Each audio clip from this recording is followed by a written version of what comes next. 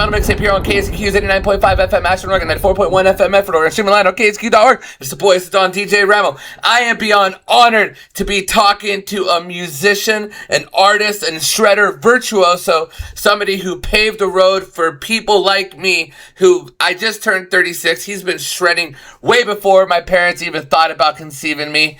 I was born into this metal majesty, and Jeff freaking Young is a huge part of that thrash metal era that bred the heavy metal for everybody. Jeff Young, thank you so much, man. Well, that's a pleasure to hear and a good way to start the day. Dude, you know what, dude? I saw that I had a chance to interview, and I was like, I want to talk to him first. I want to get him in the very earliest. And you know what's awesome? We're talking, and I got to see your pet chameleons. You're talking about your pet scorpions, dude. This man can shred, but also he has some of that the safari in him, you know.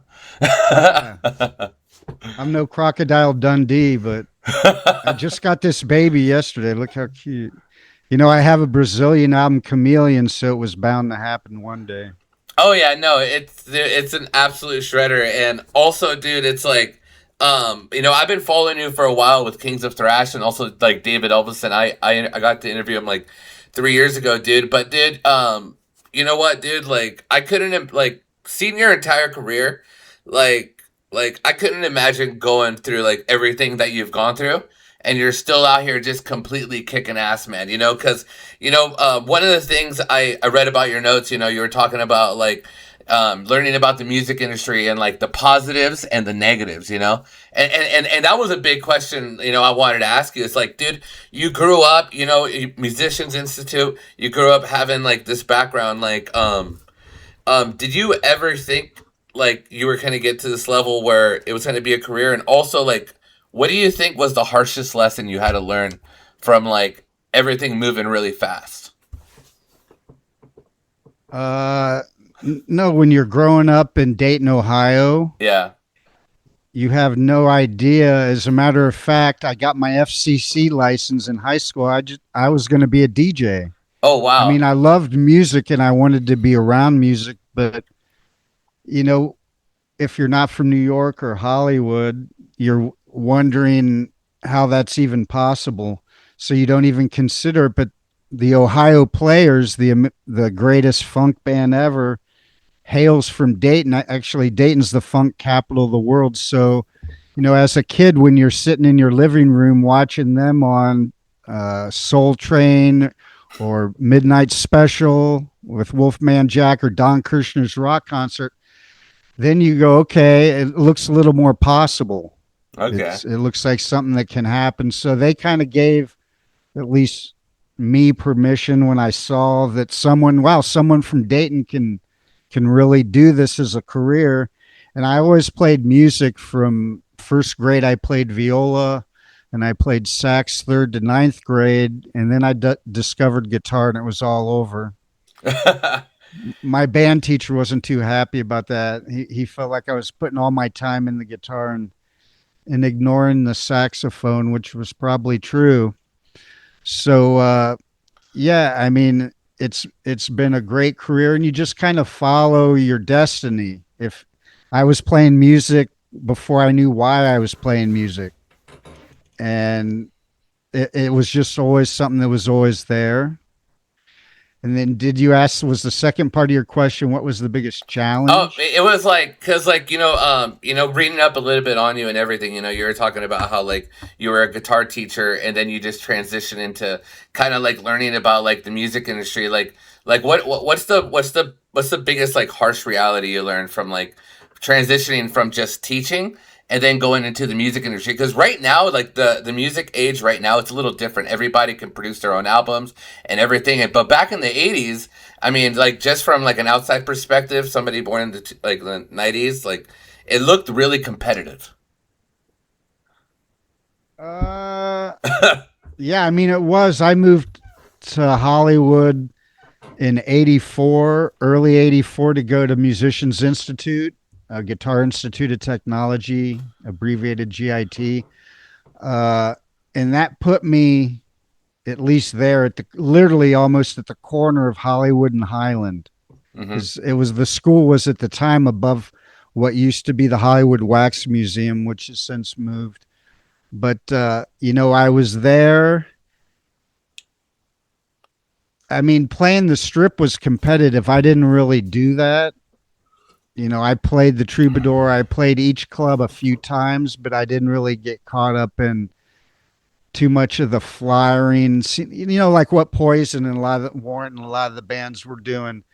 Uh, and the opportunity came by accident, through a friend who I was giving guitar lessons to. Yeah, I So read I about kind of that just story. Yeah. walked in through the rear door, the Yeah, so transitioning from the music teacher to that, like behind the scenes, like when you're like just, I'm gonna keep the Megadeth question short, but just behind the scenes, once you join Megadeth, like from being a fan for a long time, we always saw like it was the Exodus, it was the Testament, it was the Anthrax, it was the Megadeth, it was the Slayer, it was the Metallica, I felt like at one point everybody was just releasing all these insane freaking albums, and it was almost like, it almost felt like who can produce the best thrash album of that era.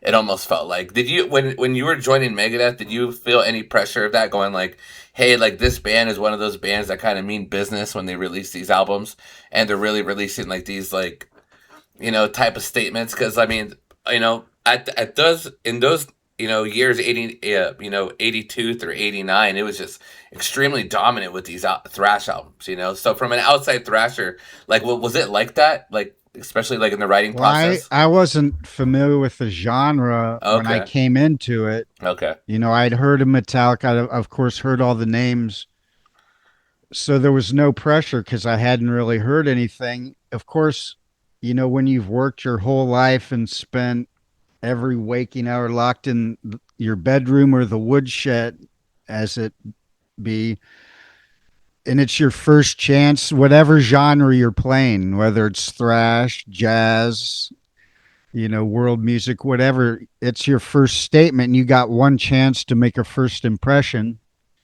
So obviously, I was swinging for the fences, and that's the most, and that's what you got to do at all times. In any era, in any genre, I think the artist is always trying to push their boundaries and bring everything that's in us, everything that you've every year and minute of planning and moment of practice and study, and you forget all the theory and you just want to channel something. You're pulling a little bit from the ether and hoping Yeah. to leave it on the 2-inch tape, which was what we were using back in the day.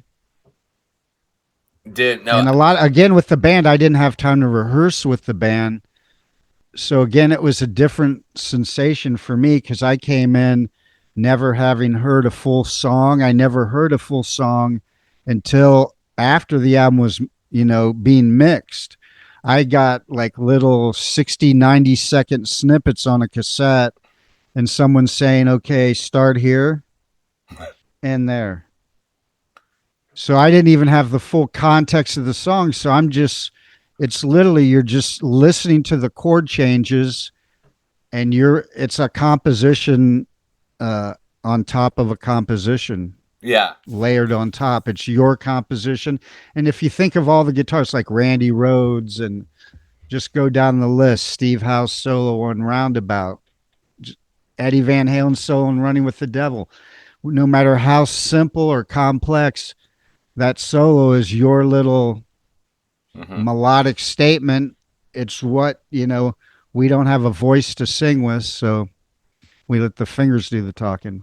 Absolutely, dude. And I love that you brought up like Randy Rhoads and all that, because watching your live performance, Jeff, you really have your own style up there, dude. I was watching all your live clips. I was listening to the new track "Bullets Ready," and immediately I heard Zetro's voice, and it's funny because I once I heard Zetro's voice, I like looked a little more, I looked a little deeper, because I was just like, wait a second, I don't recognize this little most like, dude, after all these years, and going through like your career, How is it like reuniting with like a bunch of friends and like being like, all right, dude, you guys want to get on the road? Let's kick ass, dude. I see you have a huge tour in Europe coming, which is just absolutely awesome, dude.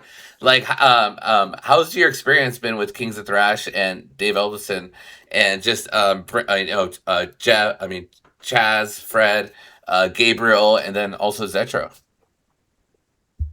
Well, the Zetra I've never met. We Okay, sent him the track, and he okay, was actually the first to do vocals. okay. And we brought Gabriel in really organically, and it's so strange because Friday we're dropping a video for Cold Gin by Kiss Oh that we shoot. did on tour. We did a tour of the U.S.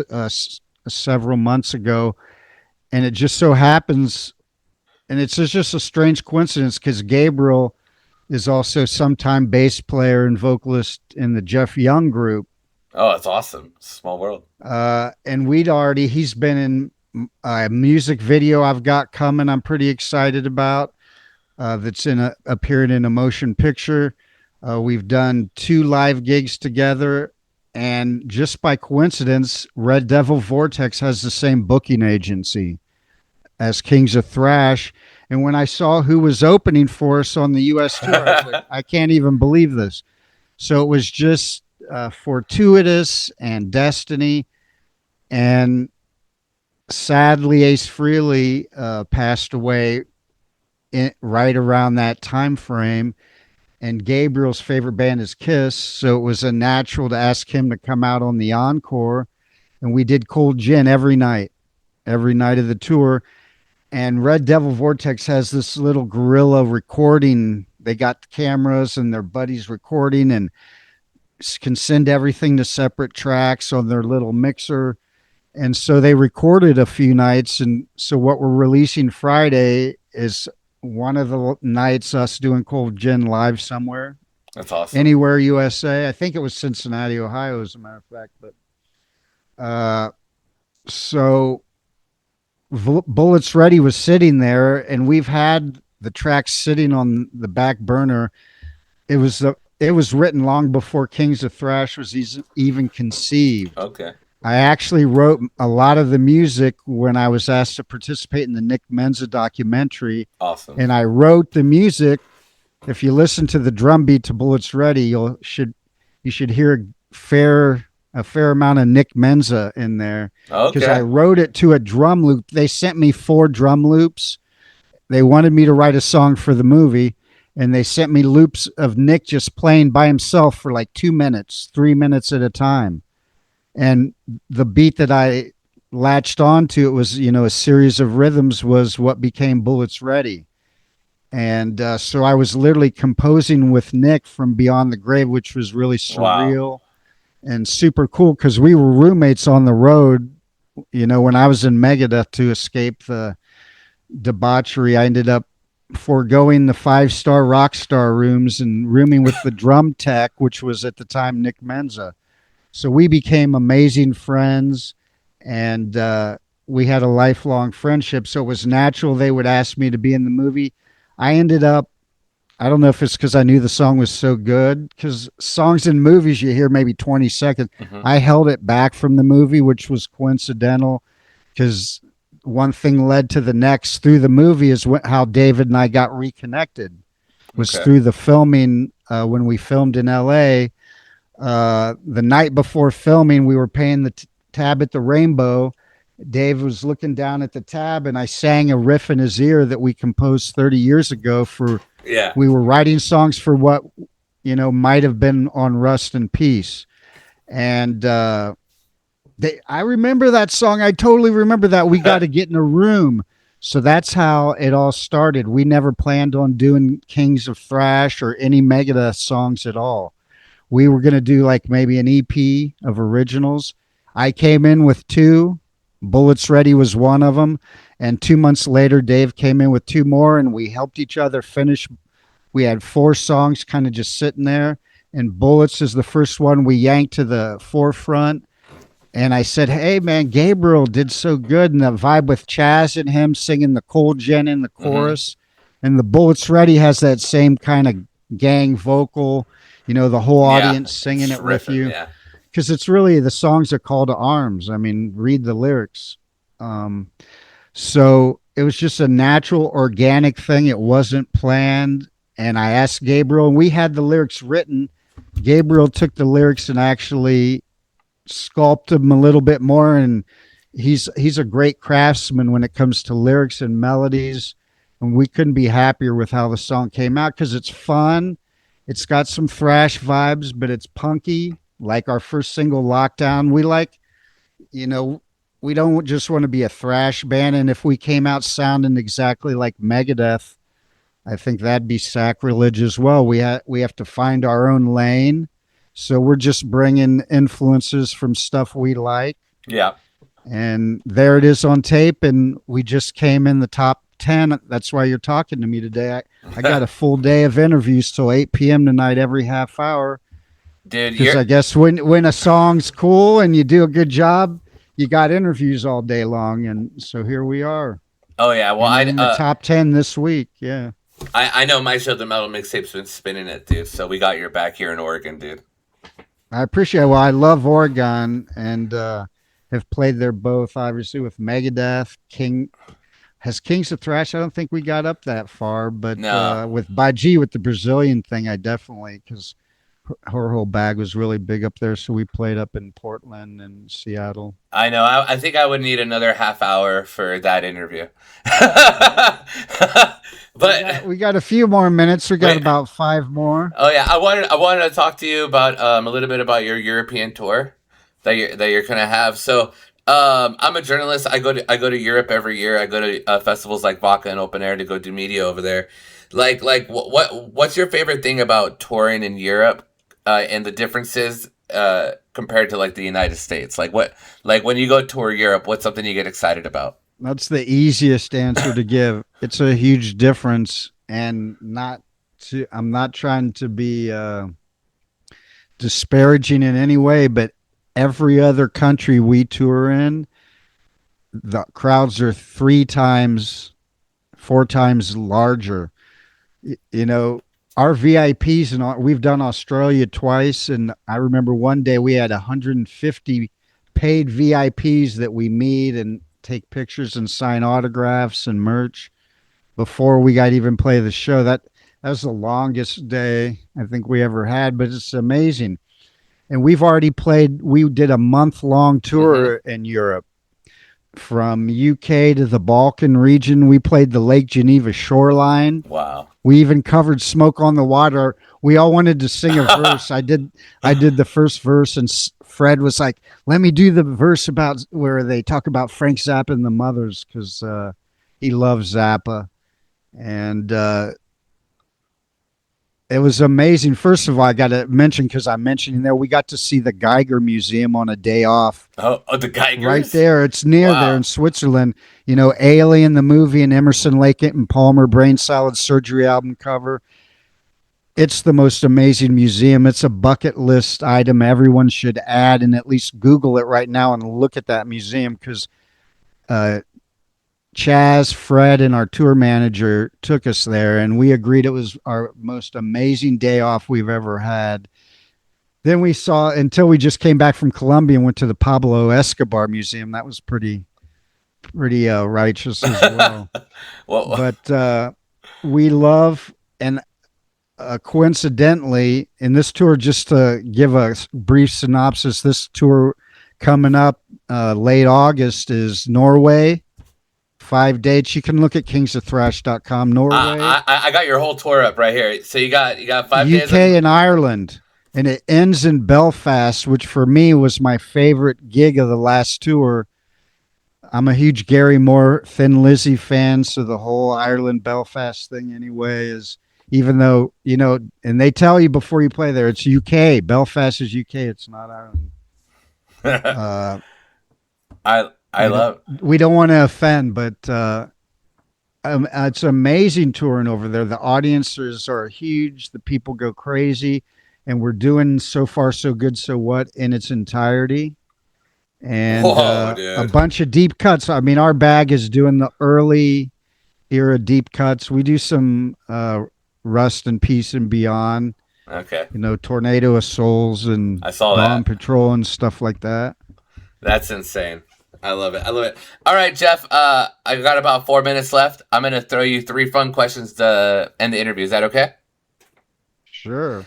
All right, all right. Kings of Thrash, you're on tour. You're on the tour bus. A bunch of zombies just come out of nowhere. You need to defend yourself against these zombies. You can pick any weapon to appear in your hand to defend your band against these zombies. What is your one weapon?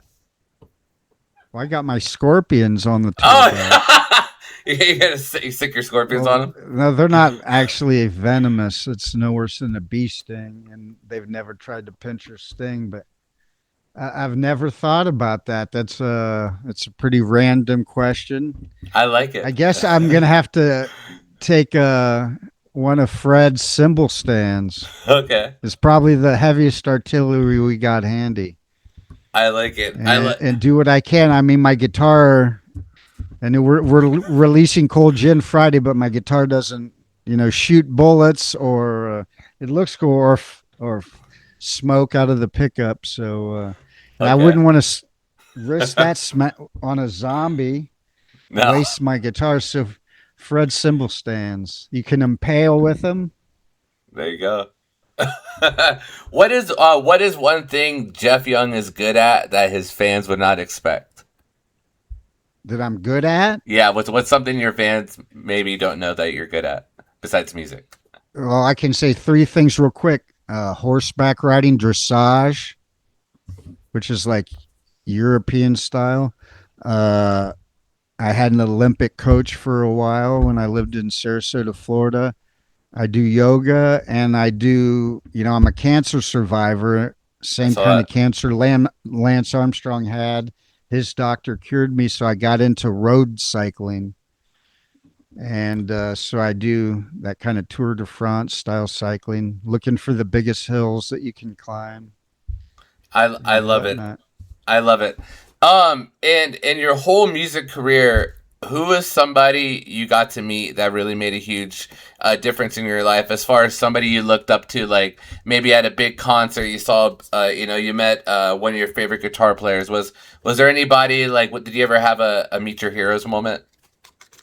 Tori Amos. Tori Amos, hell yeah, dude. Well, She's one of the Mozarts of our time, and I was asked to interview her guitar player after their sound check in Columbus, Ohio. It just happened there was a Tory fanzine from Columbus.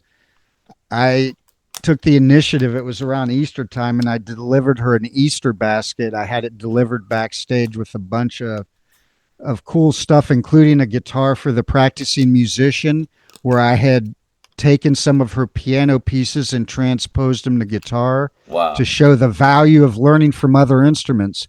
She came out, did two songs, and stopped the show and thanked me for the Easter basket and the guitar magazine and dedicated a song, Blood Roses, to me, which was coincidentally my favorite song off Boys for Pele. And I got to meet her after the show and talk to her one on one.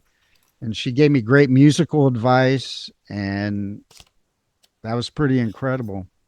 I love it. I love it. Jeff Young, thank you so much for taking time out today. Dude, you have We'll such a talk long. about the time I met Yngwie Malmsteen on his first tour with Alcatraz next time. Dude, I would absolutely love that. And also, I'm going to go see Yngwie Malmsteen at Vakken Open Air. So I'm super excited. Cool, cool, cool. Yeah, dude. Well, Much love, Jeff. The new single, Bullets Ready. Can't wait to play this on my show, The Metal Mixtape. Last but not least, can you say this is Jeff Young and you are listening to The Metal Mixtape? this is Jeff Young, my friends. You're listening to the Metal Mixtape. There Dude, you much go. much love, brother. Be safe, dude. You got a whole lot of interviews. Thank you so much for taking time, and I appreciate also you showing me your chameleon, dude. That was really awesome. The chameleon. Next time you get to meet the scorpion, if you could see, he's literally standing right here, like right at. He wants me to pick him up so bad. Oh So yeah. now this next interviews, I'm on the phone only, so I can hold him during the interview.